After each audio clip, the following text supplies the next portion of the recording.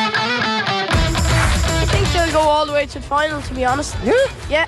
I believe in my county, and I suppose they're good at football. They just have to believe in themselves. I love playing 12, I love playing 10. I love being on the pitch, to be honest. Are you confident? Absolutely not. Ah, no! Thank you for all the supporters.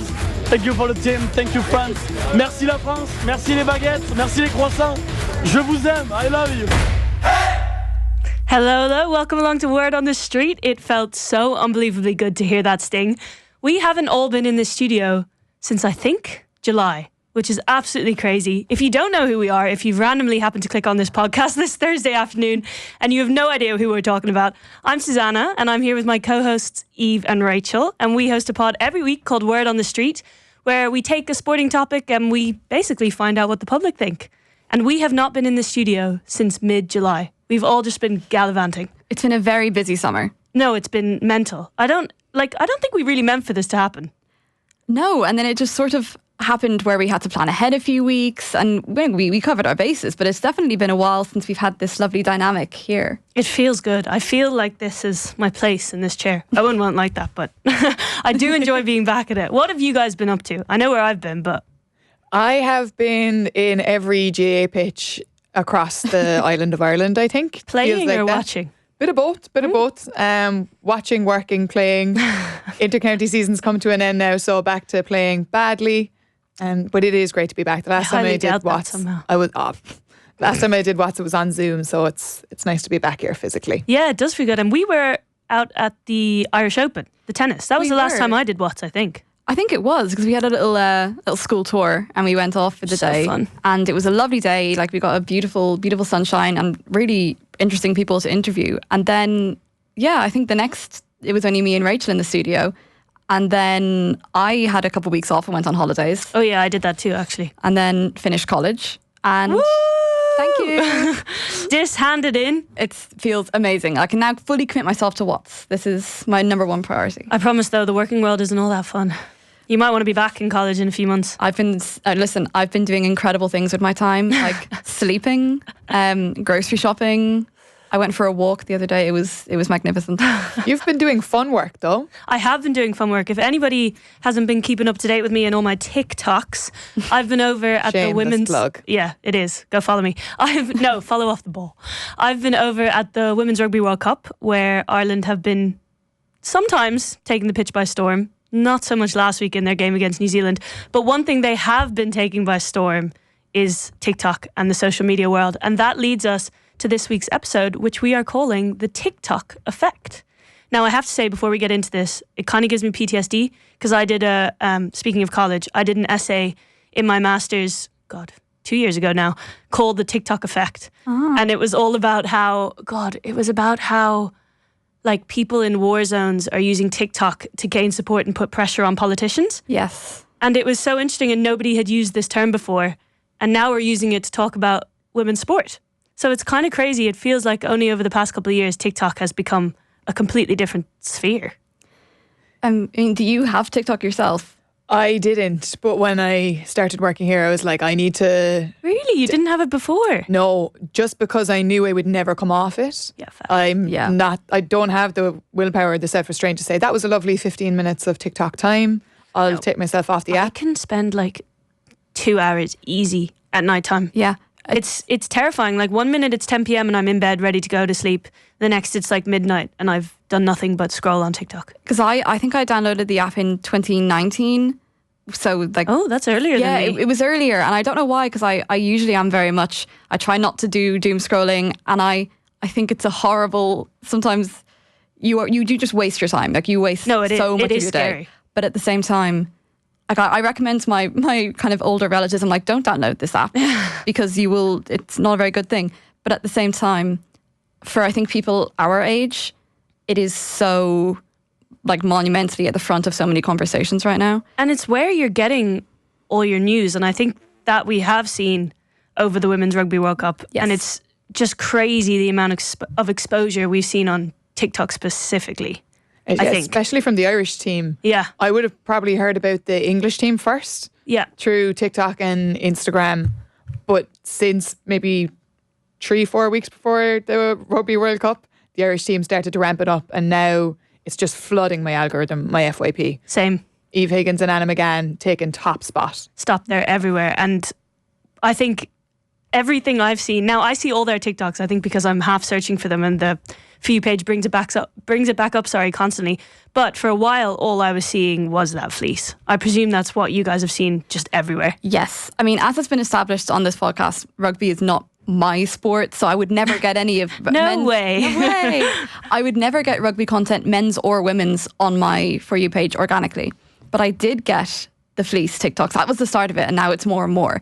So for anyone who hasn't seen the TikToks about these fleeces, Susanna, could you give us like a little explainer? Yes, I actually have it written down, a little rundown, because it's just crazy how fast this all went. So basically on August 20th, so just before the World Cup kicked off, Anna McGann, she's a winger on the Irish team, she posted a TikTok with Eve Higgins, who's one of the centres, and they did this trending TikTok where they were like walking. It's something that everyone does, but they did it in their different Ireland kits. So their comfy clothes, their match day kit, blah, blah, blah.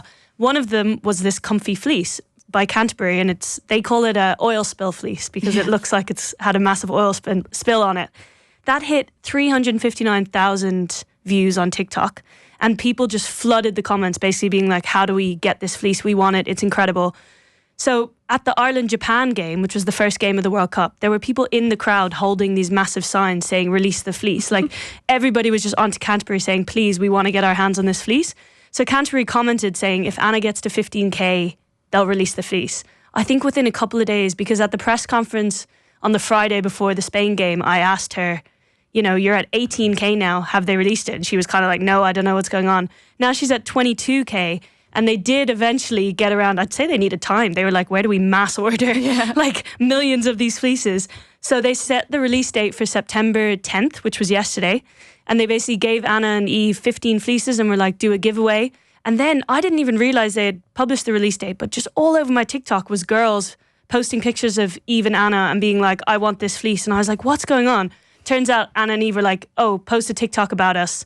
You might win the fleece. So they went on yesterday at 9 a.m. They sold out in every single size from S to, I think, triple XL in 1 hour. 1 hour. Like, it's just mental.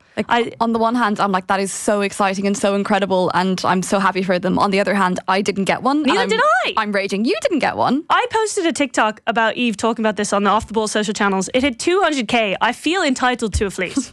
You deserve one. You deserve one. I think I deserve one. Yeah, absolutely. But it just shows to show there's a photographer called She Shoots Sports. That's a bit of a tongue twister now. It is. And she comes to all the World Cup stuff. She's great, and she's a big advocate for women in sport.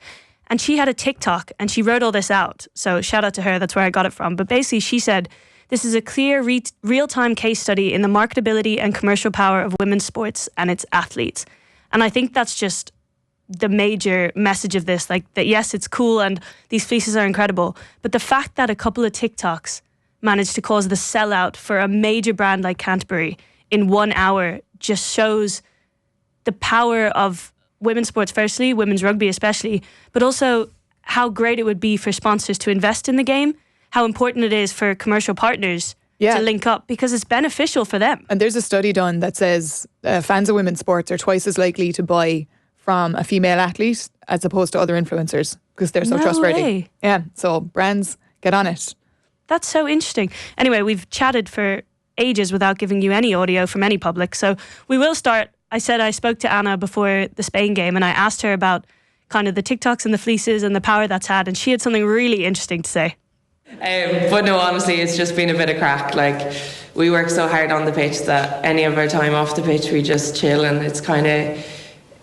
we just show our personalities and the side of us that people probably don't get to see on the pitch. But Lo is unbelievable. Like, she's done such a good job for women's rugby in terms of spreading the word and getting new fans who never would even be into sport into rugby.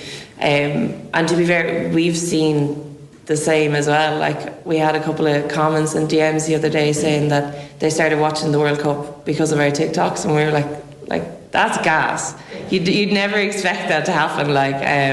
So if it's the case that a few little TikToks here and there can get new fans and people on board with women's rugby, it's something that we'll do. I love how casual she is about it. When I was asking her, she mentions Lowe there, and that's in reference to Ilona Maher, who I think, if anybody has any idea of women's rugby, that's probably the first name they come across. But she talks about how little old TikToks, and like she was so much like, oh, we're not taking it seriously, it's just a bit of crack, but it's having such a big impact. Like my introduction to sevens as a concept was through Ilona Maher's TikToks. And when me and Rachel were out today kind of interviewing people on the street about this, and we got talking to two young lads, I think they were from Cork actually, 17-year-old lads, and we were asking, like, do you know Ilona Maher? And one of them goes, oh yeah, I know her from my my Irish book in school. It's like, what do you mean? I found that so bizarre. So the like Gaeilge, like what Bungabore or something like that, the textbooks that you use in school have like reading comprehensions, and one of them is on Ilona Maher.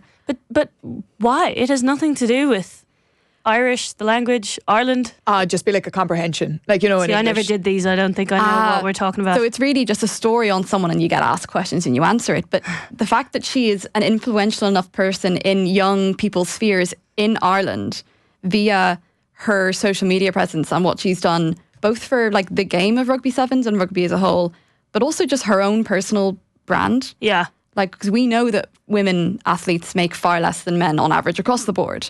Like what she's done and the impact she's managed to have and the scale of it is insanity. So like it's little old TikToks. It's so much more than that. They're so powerful. And Ilona Maher is a key example because they called it the Ilona Maher effect, the impact she had on the PWR, which is the women's league over in the UK. She joined Bristol Bears for only 3 months. Her debut, they had to move stadiums because they sold so many tickets that they couldn't accommodate everybody in the stadium they were meant to have it in. They put her on their social media a couple times, the Bristol Bears. They increased followers by more than 3,000%. 3,000. That's just stupid. And they became the biggest women's team on Instagram, full stop. The average attendance in games doubled. I'm just reading here, the number of people under 35 buying tickets increased by 66%. Like, she just had an absolute storm on the tournament as a whole. And that then filtered into the World Cup. I think she won an ESPN award just before, like a couple months before the World Cup. And in her acceptance speech, she goes, oh, there's a Women's World Cup happening this summer. If you didn't know about it, watch it. I promise it'll be confusing the first time. But if you watch it again, it'll still be confusing. But I promise a couple of times and you'll love it. And the impact it's had, I think, what were you guys saying? I think there's been like 375,000 tickets sold for this World Cup, full stop. Yeah. And even for someone like Ilona Maher to come from the States, I think not traditionally a hotbed for rugby, just shows that she has done this from the ground up herself. Yeah, true. I know a bit about rugby, but obviously she's class. She's got the talent to back it up, but that's not necessarily as important at the moment. It's just what she's marketing herself. She is not the best female rugby player by a country mile. But if you asked me to name the best, I would have said her. Because I'm like, she's who I associate with rugby. It's like, she's just reached that celebrity status where they were getting absolutely hammered by England in the first match. I watched until the very end because I was like, I want to see her get the ball. I want to see her do her thing. It's like going to see a film in the cinema because you know an actor in it. Yeah. You know, that's the effect that these now celebrities have on the sport, and the fact that they draw so many people in. We interviewed a girl, Keelan, today out in Dublin, and she spoke about how she's watching the World Cup. So did you watch the last Women's Rugby World Cup? No, I didn't even know it was on. And so what's your main form of exposure now to this kind of current batch of the Irish women's team? I just started seeing them recently on my TikTok, probably up to about one month ago. I first heard of them. And is it like the release to Fleece and all these girls? Yeah, it's the Anna McGann, I think is how you say her name. She came up on my For You page, and then I started following her, and then I was able to find more of the other players through her. Don't want to get any names wrong. I think it's Eve Higgins or Eva Higgins. I started following her as well then. And does it make you more likely to kind of maybe follow them in future and watch the matches that are on right now? Yeah, definitely. Like, since Anna came up on my For You page, like, that's the main reason I paid attention to the World Cup at all. If she hadn't, I mightn't have even known it was on again. Something I looked up during the week, it was the Women's Sport Trust. They had a report out and they said that between January and April of this year, there was a 15% drop in women's TV coverage. That was the first time we'd seen that since 2022. But digitally, the numbers had gone through the roof. So it's just showing that traditionally we would have been waiting for the slots on primetime television, like on the BBCs and the RTs, to put these matches out there. Now we don't even need that. Yeah. Those numbers have gone down, but viewership across the board has gone up. And you see that with the example there of Keelan saying she came across the game through TikTok. Yeah. No, it's amazing. I think they do need to find a way, though, to convert those TikTok views into interest in the matches. And now we are seeing it because a ridiculous amount of people are coming to the games. Like, as it shows, the World Cup has sold more, I think, double the amount of tickets than the last one. So it's definitely growing. But World Rugby actually published like a blueprint for growth of the women's game before this World Cup. And their aim is not to make a profit out of women's rugby at the moment. They see this as like a long-term investment. So they want to kind of increase that visibility through the likes of TikTok. And then they want to, basically what they say is they want to turn those spikes of interest, like now around the World Cup, into a more loyal following. People who will watch women's rugby, throughout the year, not just stick around for a World Cup and a Six Nations. And they aim that by, I think it's 2033 when the World Cup is in the US, they will hopefully be starting to turn over a profit from the women's game. So it's really interesting that it's not even just coming from the players, but it's a whole organizational mindset of, we see the impact social media can have on women's sports. We're going to use it to our advantage. We're going to use commercial investment, sponsors like Canterbury, all those kind of things. And we're going to slowly catch up on the men's game, but in a very different way. I think it's great that they're ignoring profit for the moment. Yeah. Because it could be very easy for like an organisation, not rugby specifically, but any organisation to look at something that's not making money and could be in fact making a significant loss and abandon it and lose any faith in it. But looking at these things as like a long-term investment, it's worked. If you look at like women's football in England is more popular than it's ever been. And they're winning Euros. They're reaching, international finals nearly every time there's a tournament on. And their exposure has gone through the roof. When you invest long-term in this, you can reap the benefits, so clearly. And as you were saying, like the spikes on social media, this is how young people are engaging with sports. Like I'd love if we can find a combination where, as you were saying, Susanna, it is on our primetime TV slots. And at the same time, we have this kind of exposure on social media as well. Because the young lads we were chatting to on the street, I said, is that how you engage with sports, mainly on social media and like highlights? And he was saying, yeah. But it was great to hear, obviously we heard from Keelan, a young woman who's watching the Rugby World Cup because of what she's seen on social media. But it's true for men as well. So like, here's what Connor had said about it. Do you know that the Women's Rugby World Cup is on? I do. And have you seen any of that on social media? I've seen the Irish women's rugby team, and New Zealand. How, is that your first, would that be your main exposure to the Irish women's rugby team? Yeah, social media. I wouldn't watch the matches on TV and stuff or anything like that. And why do you think that is? Why do you think that you're seeing it more on social media? I just feel like it's being more kind of pushed out to younger generations to join in on teams and stuff and get involved and just move around with other people. And do you think you'd be more likely to maybe keep up with even the results of the matches because you've seen the girls on their social medias? Yeah. Even highlights and stuff like on the Rugby World Cup website and their app and stuff. You can watch all the highlights and stuff, which is great. It's handy. It's hard to know whether that interest in watching highlights is enough of an interest, or do you need them to tune into watching the games? But I do think it'll come, like anything. Yeah, it's the fact that he even has knowledge that the World Cup is on. The amount of people when it was on in 2022 in New Zealand who wouldn't have had a clue. Or even 2017, Ireland hosted a World Cup. I didn't know that.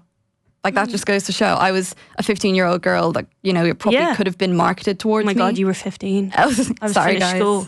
I'm not even that old. Okay, let's not get into the age debate. Thank you very much. Moving on swiftly. Sorry. I was there though, but I think I saw Ireland play Australia and, it felt big at the time because the bowl was sold out. The bowl in UCD. I think that has 700 seats in it. Now, I think they squeezed 2,000 or 3,000 in because they had people stand around the pitch. And it felt great because it was packed. 3,000 compared to 30,000 in Brighton yesterday. Yeah. It was, or not yesterday. My days are all mixed up. What day of the week is this?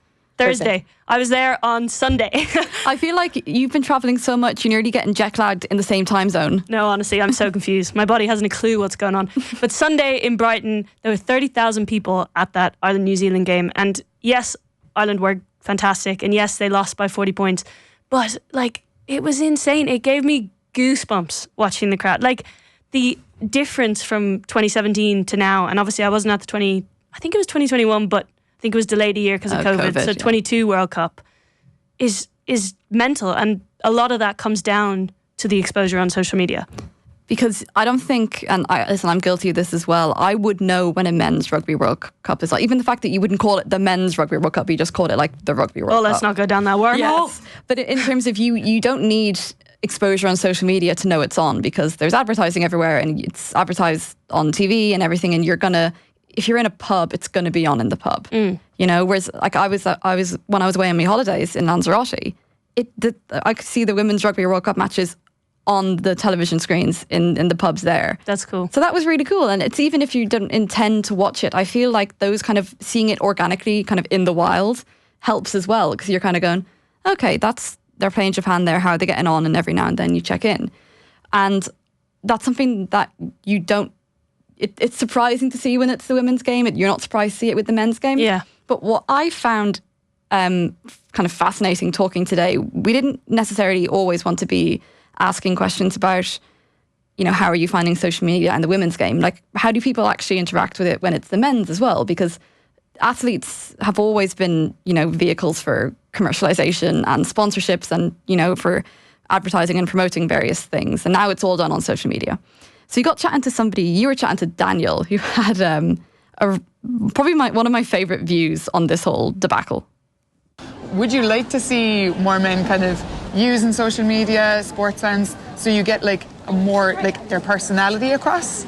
Like, I'm in two minds. I'd love to see more of their personality if it was in any way interesting, but that is usually not the case when you see that stuff. They're usually either saying the most boring thing imaginable or trying to sell me something. So I'm not in a huge rush to hear from more sports people unless they're actually about to say something interesting. That's actually hilarious. We then, further on to the conversation, I asked him if they were not trying to sell you something, but they were just maybe doing a viral dance like on TikTok. Would you be interested in watching that? And he just said, absolutely not. Oh. You know? Okay. Because the persona people have from predominantly male sports people is all you get in the post-match interviews, which the three of us will know. You can nearly, you know what they're going to say before you even ask the question. You could write the script. Yeah, we respected the opposition. Jesus, no, we won't underestimate them now next week, even though I know we're going to beat them by at least 40 points. Yeah. Oh, we take every game extremely seriously. Yeah, all the lads had a great game. What's that viral GAA clip? Sure, look at whatever. It's all the same answers that everyone gives. It makes sense, but also, it's boring. No, it is. And especially, well, I'm sure it's the same across various sports, but in the rugby, which is what I'm most familiar with, it's bland. Like, they do not show any form of emotion. I don't think they even like us. Aww. I have been thinking that it's so nice to do the Women's Rugby World Cup where all the athletes want to talk to you and they want exposure for their game and they like you and they're excited to talk to you. And obviously the questions are difficult, especially after New Zealand last week when they lost by so much. They were frustrated. The questions are hard, but they give you so much time and they're there and they're happy to talk to you. When you go to a men's game, I am terrified 90% of the time because I feel like they hate me. Always. Because they're not relying on media for, and they don't want to do exposure. It. No. At the end of the day, it's kind of like a forced task that they have to do at the end of their game. It's great though. We're going to a lot of the women's events this year, so the girls are chatting away to us. They mightn't have necessarily had that opportunity before. But this entire TikTok effect, it's even taking us out of the equation. They don't even need to be approached by the media anymore because, you know, lose our jobs. Because they can put it out themselves. It's just creating an independence for female athletes that is so powerful. It's like, oh, well, you're not going to interview me. You're not going to follow my story. I'm going to put my story out there and you can tune in. And people are tuning in. People care. And the whole thing about it is the fans that turn up because of that, because they've come through TikTok. Like, I think it's like 50% of the women attending Rugby World Cup games aren't fans of the sport, have never come across the sport before, came through TikTok, found these players, and are now watching the sport. And my God, the atmosphere at these games is just incredible. It's not... I hate saying, you're boring old rugby fan who's there, either a corporate fan at the men's games, or not a corporate fan, a corporate kind of ticket. Yeah. So they're sitting through it, but they aren't really watching the game, or they're, out for the night and they're not massive rugby fans, but they're just sitting there. And we know this, like, it's been the talk of the whole year. There's no atmosphere, at the men's rugby games. I can tell you 100% there's atmosphere at the women's games. And maybe it's just because it's a Rugby World Cup, but I don't think it is, because even when I did the Six Nations this year, like, people really care. And I think they care so much because they have a personal connection to the players.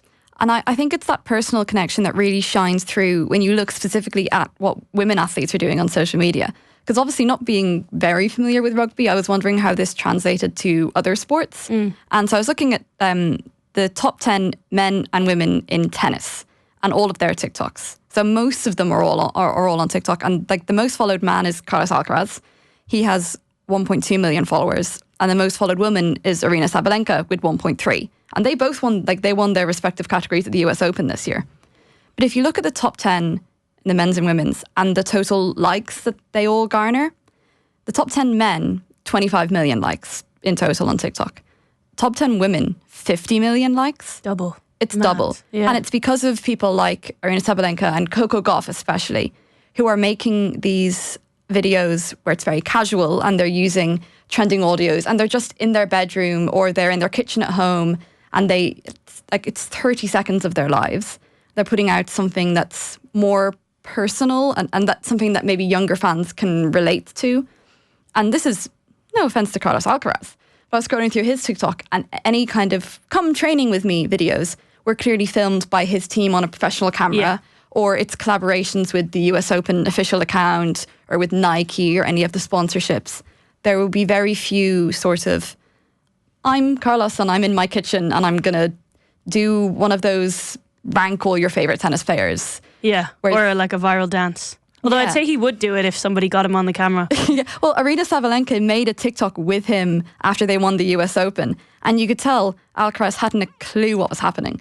She was like, lip sync to this. But he'll do it at least. He'll do it. I think that's why he's probably the most popular men's player, because he has a personality that people are drawn to even without doing the TikToks. Exactly. I think he shows it on the court. So if he was to do a few more casual TikToks, he'd explode. Yeah, in terms of popularity. That's the thing. The whole debate, and I've seen it so much in articles over the past couple of weeks, but also people commenting on TikTok, is do we want to see it in the men's game? Is this something that we'd like to see? Do we want it to change from that traditional, like, most of the people who go to men's matches, actually not even most, because a lot of people are there on corporate tickets, but a lot of people who watch are hardcore rugby fans. They love the game. They're there to watch the game. Maybe they support their country or their team, but they don't necessarily love an individual player. Would we like to see more personality so that you have people who go to those games or watch because they like individuals? You would definitely.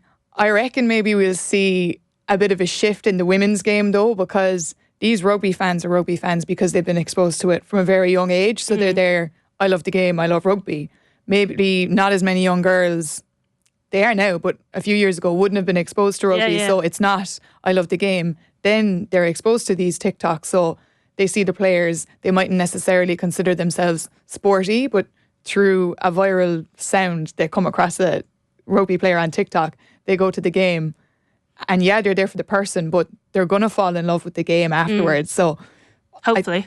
I think it could change, that you're going to have, in a couple of years' time, more of these for the love of the game fans attending women's sports events, not just because of the players. But I still want to see the players putting themselves out there. But you'd hope that it doesn't follow the men's in the sense of they'll lose some of their personality. Honestly, I don't think they can afford to do it for now. You know, it's obviously improving tenfold, but it's not something that they can afford to stop doing.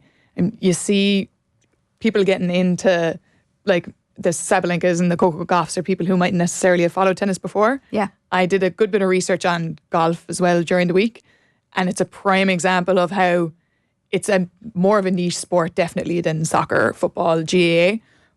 But there's two men in the golf world. We've got Bryson DeChambeau. He's such a, excuse my language, dickhead, but he's so funny online. Yeah, great case study. And Min-Woo Lee. And they're two golfers that have just taken social media by storm. Like, they've got millions of likes on TikToks. Nobody really liked, I still don't like Bryson DeChambeau, but nobody really liked Bryson DeChambeau before because they thought he was really robotic. He took a real scientific approach to golf.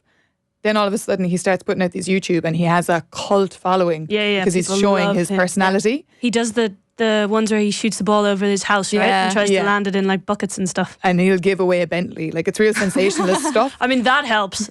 It's getting people into golf. And Min-Woo Lee, his catchphrase is people shout, "Let him cook," when he kicks the ball. And it's a reference to gaming. Okay. So he's brought people that might have been fans of gaming into golf.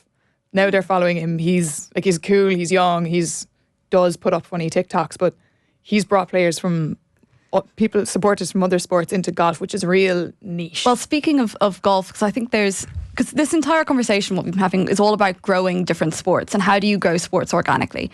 And with the golf at the Irish Open, I think we were talking about it on like the breakfast show and everything, and Nathan Murphy was there, and there's so many young kids watching Rory McIlroy like sink that eagle on the 18th, and that will stay with them, and they will, their parents brought them and now they're going to become golf fans. But if you didn't grow up watching golf, you're not going to turn it on one day and be like, wow, I don't know anything about this, but I'm going to watch it. Maybe personalities is how you get into these sports. Oh, 100%. But so, even like Rory winning the Masters, I didn't start watching golf because I was really obsessed with Rory's success and whether he's going to win a bunch of things. His emotion is what shone through and is what made people want to watch him more. And that's not him on TikTok, but it is a personality thing. And weren't you saying earlier that now people do like DeChambeau? Is that how you pronounce it? Yeah.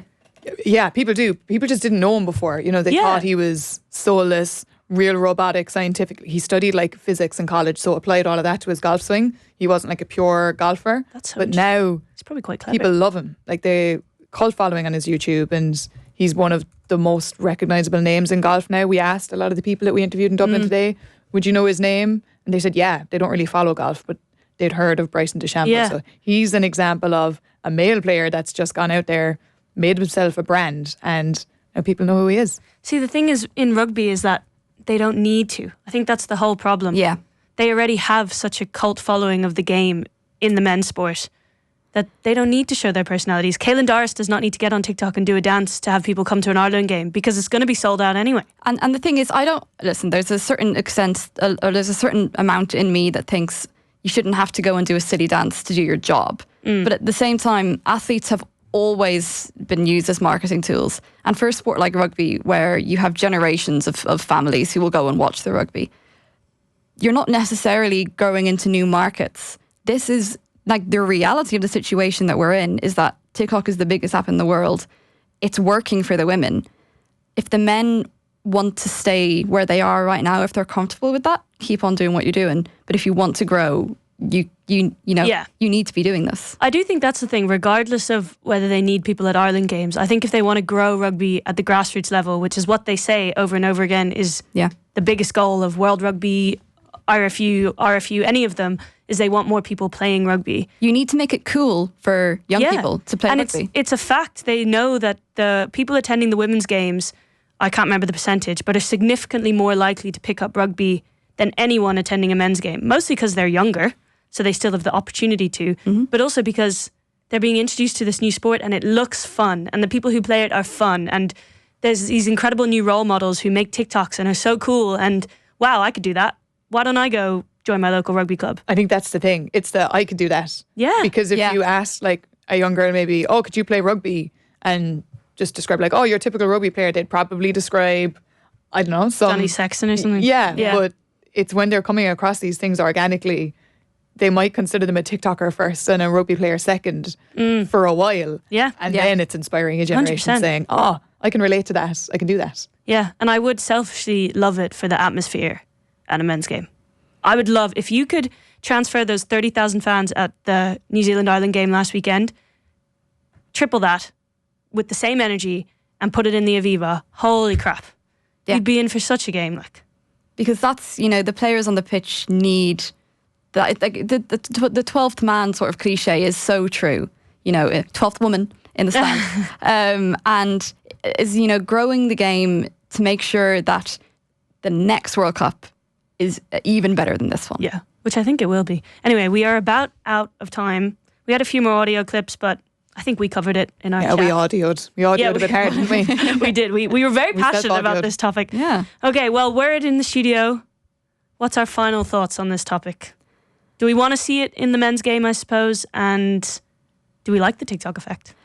I think I in a way, I wish you wouldn't have to use social media to grow the game, because there are such negatives. Like, we know the Sheffield Hallam University did a study that female athletes are 19% more likely to get abused online than male athletes.